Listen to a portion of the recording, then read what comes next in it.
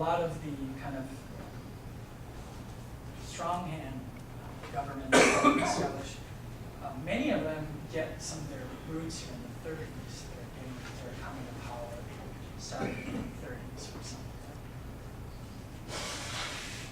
Trujillo and Batista.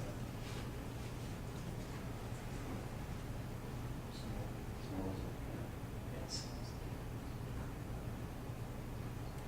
So I purposely kept it brief because the good neighbor policy we can look at all the debates internally, documents, what it means, but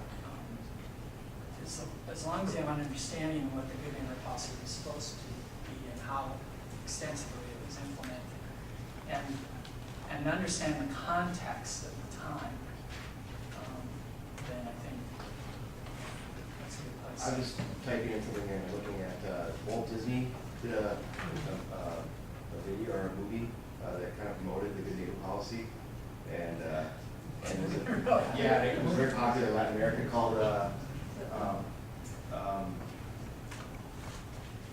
Saludos Amigos, Oh yes, yes. 1942, and Yeah. and the parrot. Yeah. Oh yes, I was. Zay Karacha, I think his name is, and so anyway, I just trying to think of ways to look at the propaganda and using that as my wife likes showing these kind of old Donald Duck, anti-Germany kind of propaganda films, how children were kind of played into this. And you can still get it, I think. It's still out there. Yeah. What's that? It's on YouTube, part one, at least. Yeah, it's very interesting. Yeah, that I am aware of. It's an interesting. The Brazil part's at the end. So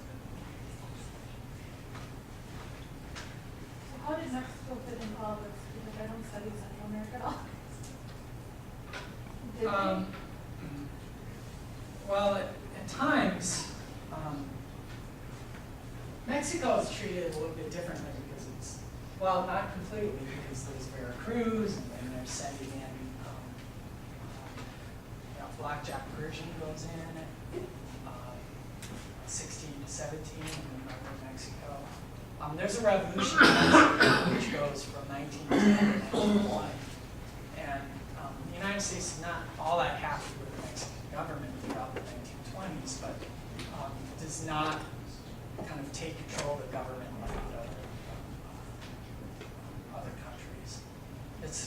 It has a longer tradition, it's a little more stable, and the U.S. has some strong economic interests that are not really threatened by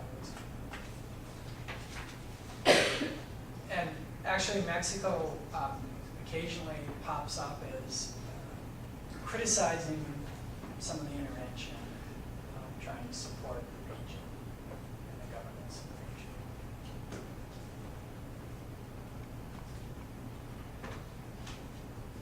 But things kind of settle, well, as much as things settle down in Mexico at that time. It's the Mexican Revolution in one view, and the view of the time, is considered one of the major world-changing revolutions. This is, you have the Russian Revolution and you have the Mexican Revolution. It's going to change the world.